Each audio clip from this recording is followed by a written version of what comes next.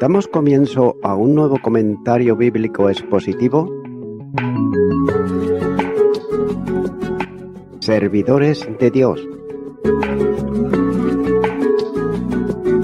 Quien te habla es Manuel Cornejo. En esta ocasión estaré compartiendo la primera carta de Juan, capítulo 2 y versículo 8, donde dice: Sin embargo, os escribo un mandamiento nuevo, que es verdadero en él y en vosotros, porque las tinieblas van pasando y la luz verdadera ya alumbra. Note que el apóstol reitera la referencia al mandamiento nuevo que escribe. Como es habitual, en él establece también aquí un nuevo contraste. En el versículo anterior hizo referencia al mandamiento como no nuevo, en sentido de una novedad que sale de su pensamiento o incluso producido en el tiempo del escrito, sino de uno que es antiguo en el tiempo. Y ahora afirma que ese antiguo mandamiento es nuevo, como algo que no queda afectado por el tiempo, una demanda que es, por tanto, siempre actual. De otro modo, lo que era antiguo por haberlo recibido antes es también nuevo. Dicho de otro modo, era viejo, pero no anticuado, que queda en desuso. De manera que no se trata de algo novedoso, sino de lo que no se gasta ni deteriora con el tiempo. Juan capítulo 13 y versículo 34 dice: Un mandamiento nuevo os doy, que os améis unos a otros, como yo os he amado, que también os améis unos a otros. Y la primera carta a los Corintios, capítulo 11 y versículo 25 dice: Asimismo tomó también la copa, después de haber cenado, diciendo: Esta copa es el nuevo pacto en mi sangre. Haced esto todas las veces que la bebiereis en memoria de mí. La novedad del mandamiento descansa en ser el elemento esencial del nuevo pacto. El Evangelio de Lucas, capítulo 22 y versículo 20, nos dice: De igual manera, después que hubo cenado, tomó la copa diciendo: Esta copa es el nuevo pacto en mi sangre, que por vosotros se derrama.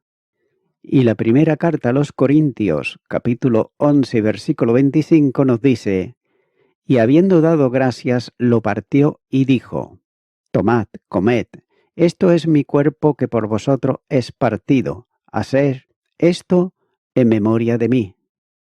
Es también nuevo por ser la expresión moral de la nueva creación en Cristo.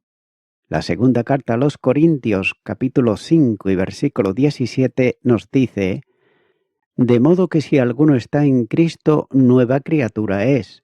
Las cosas viejas pasaron, he aquí, todas son hechas nuevas. Además, debe de ser también considerado como nuevo porque de ese modo lo califica el Señor, cuando dice en el Evangelio de Juan, capítulo 13, y los versículos 34 y 35, Un mandamiento nuevo os doy, que os améis unos a otros como yo os he amado, que también os améis unos a otros. En esto conocerán todos que sois mis discípulos, si tuvieseis amor los unos con los otros.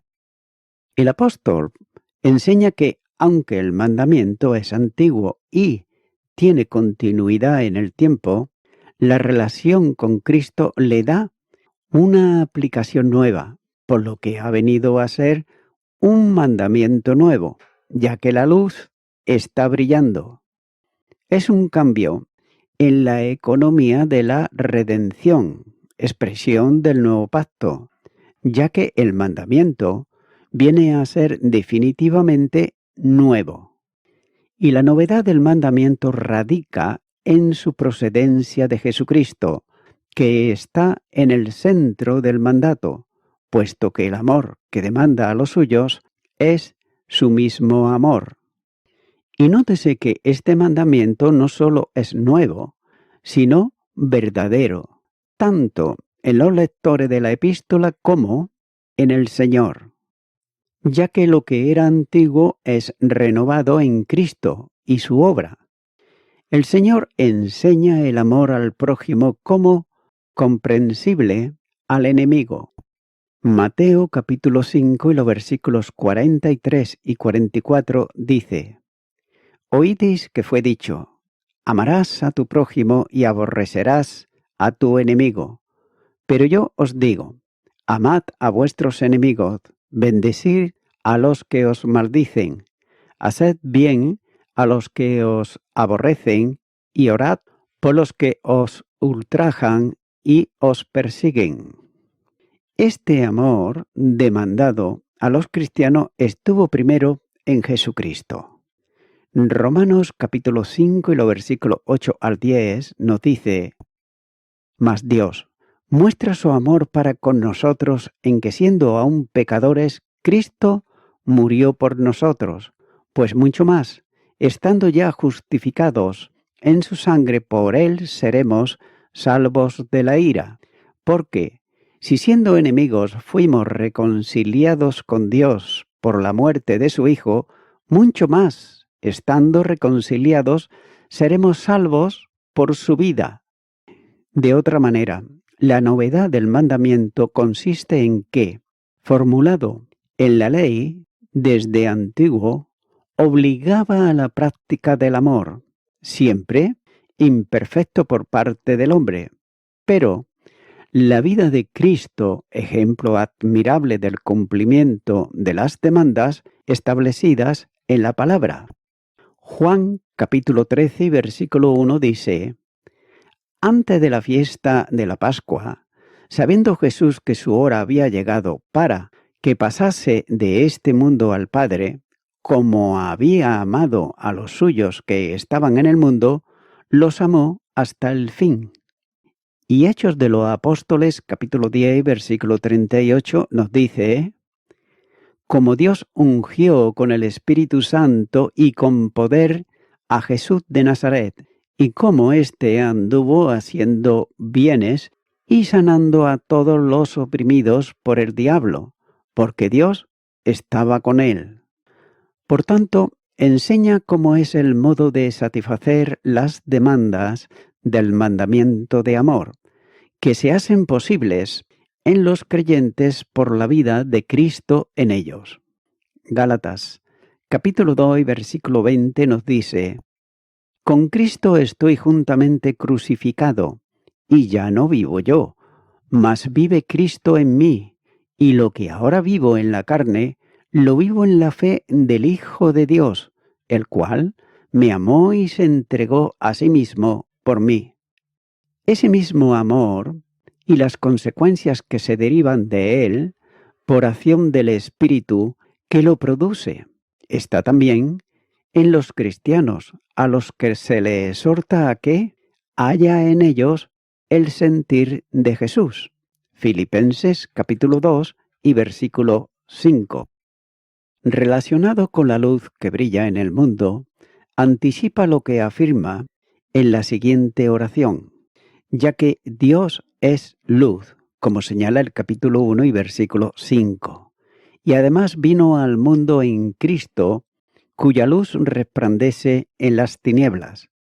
Note que esta manifestación del Verbo encarnado en la historia de los hombres da al tiempo que la Escritura llama los postreros días un significado nuevo, porque eso, el antiguo mandamiento, se hace también nuevo. Esa luz que Jesús trae al mundo brilla tanto en él como en los que son suyos. De ahí que las tinieblas del mundo van disminuyendo en la medida en que la luz de Dios aumenta y sustenta en las vidas de los creyentes. También note que este nuevo mandamiento se exterioriza y se hace visible en la vida del cristiano. Las tinieblas propias del mundo van siendo disipadas a medida que la conducta del cristiano resplandece. El creyente unido vitalmente a Cristo es luz en él. Efesios, capítulo 5 y versículo 8 nos dice: porque en otro tiempo erais tinieblas, mas ahora sois luz en el Señor. Andad como hijos de luz. En medio de la noche del mundo, toma las armas de la luz en un testimonio de vida luminosa. Romanos, capítulo 2 y los versículos 13 y 14 dice: compartiendo para las necesidades de los santos, practicando la hospitalidad, bendecid a los que os persiguen, bendecid y no maldigáis. De manera que, en unión de vida con aquel que dijo, yo soy la luz del mundo, brilla por su testimonio personal, como luz en las tinieblas. La primera carta a los tesalonicenses, capítulo 5 y los versículos 5 al 8, nos dice: porque todos vosotros sois hijos de luz e hijos del día, no somos de la noche ni de las tinieblas, por tanto no durmamos como los demás, sino velemos y seamos sobrios, pues los que duermen de noche duermen, y los que se embriagan de noche se embriagan. Pero nosotros que somos del día, seamos sobrios, habiéndonos vestido con la coraza de fe y de amor, y con la esperanza de salvación como yelmo. Por tanto, esta luz verdadera no tiene un sentido escatológico como algo que ocurrirá, sino como algo que está ocurriendo. De otro modo, las tinieblas no han desaparecido, pero están siendo disipadas por la luz del Evangelio de Cristo que ilumina a los creyentes, ya que no se trata de una luz religiosa, sino de la luz verdadera que alumbra en las tinieblas. Continúa ahora con el versículo 9, donde dice: el que dice que está en luz y aborrece a su hermano está todavía en tinieblas. La frase condicional que anteriormente usó vuelve ahora a repetirla para exponer un supuesto caso de afirmación personal, ya que algunos aseveran que están en la luz. Posiblemente en el pensamiento del apóstol estén los gnósticos, que ellos afirmaban que por el conocimiento al que habían llegado, estaban en la posición de la luz que alumbra interiormente. Pero sin embargo, Juan observa que a esa afirmación corresponde una acción contraria, como era aborrecer, despreciar a los hermanos. Es, por tanto, una mera profesión de amor contenida en las palabras que no son ciertas.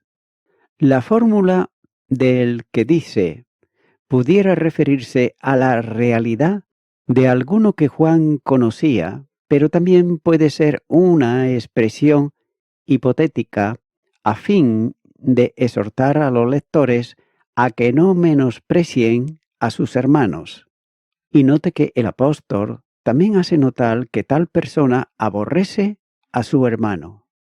Este término se utiliza en el Nuevo Testamento para referirse a pensamientos y sentimientos maliciosos e injustificables hacia otros, como expresión de animosidad, por tanto, contraria al amor. Mateo capítulo 10, versículo 22 nos dice: y seréis aborrecidos de todos por causa de mi nombre, mas el que persevere hasta el fin, éste será salvo. Y también Tito, capítulo 3, versículo 3, nos dice: porque nosotros también éramos en otro tiempo insensatos, rebeldes, extraviados, esclavos de concupiscencias y deleites diversas, viviendo en malicia y en envidia, aborrecibles y aborreciéndonos unos a otros. El mundo, y por consiguiente, los que son del mundo, aborrecen y menosprecian la luz porque sus obras son malas. No puede el mundo aborreceros a vosotros, mas a mí me aborrece, porque yo testifico de él que sus obras son malas. Evangelio de Juan, capítulo 7 y versículo 7. Por tanto, cualquier vida luminosa que brilla en las tinieblas es odiosa, aborrecida, menospreciada porque están en ellas. El que odia la luz aborrece sin motivo al revelador de ella. Evangelio de Juan capítulo 15 versículo 25 nos dice: pero esto es para que se cumpla la palabra que está escrita en su ley. Sin causa me aborrecieron. Ese odio alcanza a los que son verdaderamente cristianos, es decir, discípulos de Jesús, como nos señala en Mateo capítulo 10 versículo 22, Marcos capítulo 13 versículo 13 y Lucas capítulo 21 versículo 17. Y note que aborrecer es también preferir una cosa sobre otra, lo que ocasiona una manifestación de menosprecio. Es también manifestar preferencias, despreciando a otros hermanos. Y no significa que Juan esté pensando que el amor debe de manifestarse solo a los hermanos, cuyo término se usa para referirse a los que son de la familia de la fe e hijos de Dios, como nos dice en Juan capítulo 1 y versículo 12. Mas a todos los que le recibieron, a los que creen en su nombre, les dio potestad de ser hechos hijos de Dios. Pero el propósito del apóstol en esta epístola dirigida a creyentes es que la práctica del amor sincero entre los hermanos pone de manifiesto la realidad de estar en la luz, esto es, de estar en Cristo. También note que la realidad de ese comportamiento es evidente. Quien está en la luz ama como ha sido amado. Quien aborrece u odia es una actuación contraria al amor y a la luz, ya que está en tinieblas. Jesucristo es luz y amor. Permanecer en Él, que es luz, exige andar en amor. El verdadero cristiano que vive en luz ama a su hermano. Estar en tinieblas es manifestar una conducta malvada, tenebrosa y desobediente, como señala el capítulo 1, versículo 6 y capítulo 2, versículo 4. La profesión de fe del que dice que vive en la luz pero aborrece a su hermano confirma que todavía no ha pasado de las tinieblas a la luz. Las palabras del testimonio de quien dice estar en luz, pero menosprecia a su hermano, es posiblemente el mismo que ha dicho también que tiene comunión con él, capítulo 1 y versículo 6, y que además conoce a Dios, capítulo 2, versículo 4. Pero note que son meras palabras con apariencia de piedad, pero que niegan la eficacia de ella. La segunda carta a Timoteo, capítulo 3 y versículo 5, nos dice que tendrán apariencia de piedad, pero negarán la eficacia de ella. A estos evita.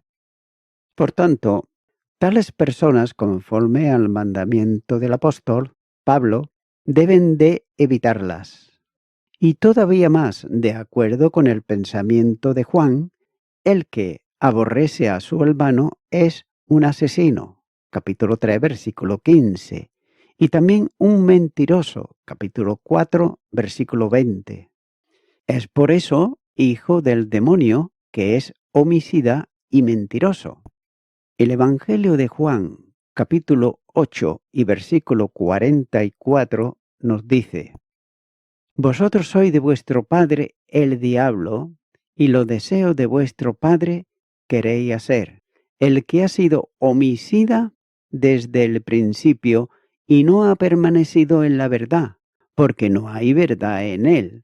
Cuando habla mentira, de suyo habla, porque es mentiroso y padre de mentira. Y en ningún modo esto puede ocurrir en un Hijo de Dios, que es amor y es verdad, ya que nadie puede juzgar las intenciones del corazón, asunto que solo es conocido por Dios. Pero sin embargo, la realidad espiritual de quien aborrece a su hermano entra de lleno en lo que el apóstol afirma en el versículo. Note que el mundo religioso evangélico está lleno de quienes se jactan de amar la verdad y la defienden, si fuese posible, con cualquier tipo de arma moral a fin de hacer que otros consideren precioso a quien no piensa como él. Estos debieran también de preguntarse a la luz del versículo si son verdaderamente creyentes y si han sido engendrados por Dios. No debe de olvidarse que la profesión de fidelidad a la palabra y la del conocimiento del Señor no son los instrumentos de salvación, ya que según las palabras de Jesús, algunos que le llaman Señor, Señor, y se enorgullecían de haber actuado en su nombre, nunca fueron conocidos por él. El Evangelio de Mateo, capítulo 7, versículos 22 y 23, nos dice: Muchos me dirán en aquel día, Señor, Señor, ¿no profetizamos en tu nombre, y en tu nombre echamos fuera demonios, y en tu nombre hicimos muchos milagros? Y entonces les declararé: Nunca os conocí, apartaos de mí, hacedores de maldad. Por tanto, no es posible estar en la luz y en las tinieblas. Tampoco es posible estar en el amor y en el odio. O es una cosa o es otra. Ya que donde el amor no está presente, el odio gobierna las tinieblas en que esa persona se encuentra, a pesar de sus sentidas profesiones de fidelidad a la Escritura. Y estos son los que afirman obediencia y lealtad a cuanto está en la Biblia, pero quebrantan el mandamiento del amor que identifica la realidad del ser cristiano. El Evangelio de Juan, capítulo 13 y versículo 35, dice: En esto conocerán todos que sois mis discípulos, si tuvierais amor los unos con los otros, ya que sólo donde prevalece el amor se está en la luz. También es notable el uso de la expresión hasta ahora o aún hasta ahora está en tinieblas, afirmando que la apariencia es del creyente, pero los hechos evidencian, por otro lado, su hipocresía, porque no han salido todavía de las tinieblas. Téngase en cuenta que la elección es importante a pesar de que la luz ya está brillando. Ese hombre que no ama está aún, por tanto, en tinieblas. Y voy concluyendo con esto. Hay una palabra aquí que dice aborrece. Este es el lenguaje original que transmite la idea de alguien que aborrece como algo habitual o se caracteriza por un estilo de vida lleno de odio que todavía está en tinieblas, ya que los que profesan ser cristianos pero se caracterizan por el odio, están demostrando con esa acción que nunca han nacido del Espíritu. También los falsos maestros afirmaban ellos poseer iluminación espiritual y también un conocimiento trascendente de Dios, además de la salvación, pero sin embargo sus acciones, y en especial la falta de amor, estaban demostrando que tales acciones eran falsas. Amigo y amiga oyente, tú puedes venir si aún no estás en la luz que es Jesús. Mira lo que dice la palabra de Dios en el Evangelio de Juan, capítulo 3 y versículo 19. donde dice: «Y esta la condenación, que la luz vino al mundo, y los hombres amaron más las tinieblas que la luz, porque sus obras eran malas». Y también Juan, capítulo 8 y versículo 12, dice: «Otra vez Jesús les habló diciendo: Yo soy la luz del mundo. El que me sigue no andará en tinieblas, sino que tendrá la luz de la vida». Mi amigo, mi amiga oyente, ¿tienes tú la luz de la vida? ¿Tienes tú a Cristo en tu corazón como tu Salvador? Si no es así, ahora puedes aceptarle por un acto de fe. Debes de dar ese primer paso de orar e invitarle a que venga a tu vida. Y en vez de caminar más en las tinieblas, comiences ahora ya con Jesús a andar en la luz. Ora conmigo esta oración que voy a hacer y repite y di: Señor Jesucristo, te confieso que yo pensaba que andaba en la verdad, que andaba en la luz. Pero sin embargo, mis obras, como dice tu palabra, muchas veces eran de odio, de celos, de contiendas. Y por ello quiero pedirte perdón por todos mis pecados que he cometido. Pero ahora te abro mi corazón y te recibo como mi Salvador, y deseo andar en tu verdad. Ayúdame. En tu nombre. Amén.